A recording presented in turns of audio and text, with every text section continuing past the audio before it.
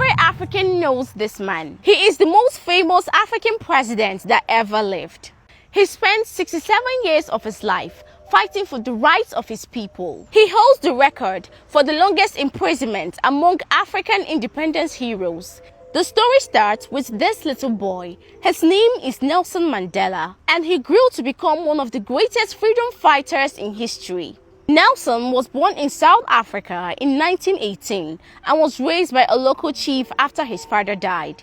But Nelson started nursing a desire to help his people. So instead of becoming a traditional chief like everyone expected him to be, he went to school and studied to become a lawyer.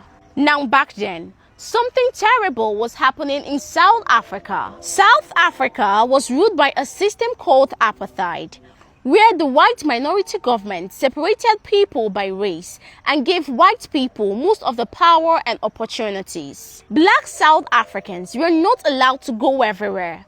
They had to use separate bathrooms, separate buses, separate schools, and even separate churches. Everything was divided by skin color, with white people getting all the privileges. So when Nelson finished law school, he did something no other lawyer had the courage to do. He opened the first black law firm in South Africa with his friend Oliver Tambo to help black South Africans who were treated unfairly by apartheid laws.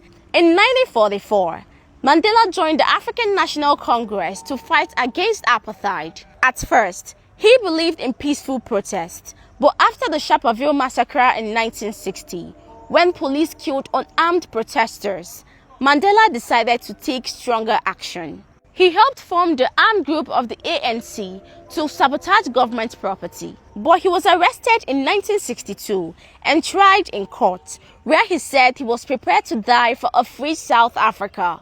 Luckily, instead of death, he got sentenced to life in prison. For 27 years, Mandela was locked away to suffer. His son even died while he was still in prison, and he never got to see him again. The government tried to offer him freedom, but if only he would give up the fight, which he always refused. He said, only free men can negotiate. Over time, people all over the world supported him, calling for his freedom. And the South African government was under a lot of pressure and had to let him go. So finally, in 1990, Mandela was released from prison at the age of 71 after being locked away for 27 years. He was arrested at 44 and released at 71. After his release, he continued fighting for freedom because apartheid has just got to end.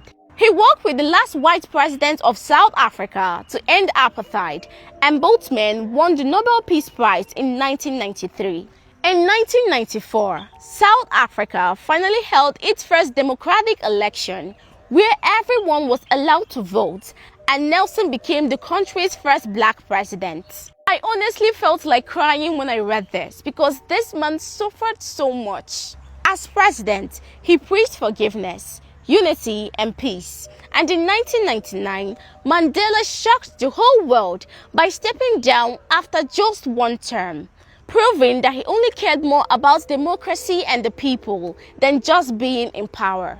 But here is something I actually find sad. When Mandela finally became South Africa's president in 1994, Kwame Nkrumah had already been gone for 22 years. The only time they crossed paths was in the early 1960s, when Mandela was still a young activist traveling across Africa to build support for the struggle against apartheid.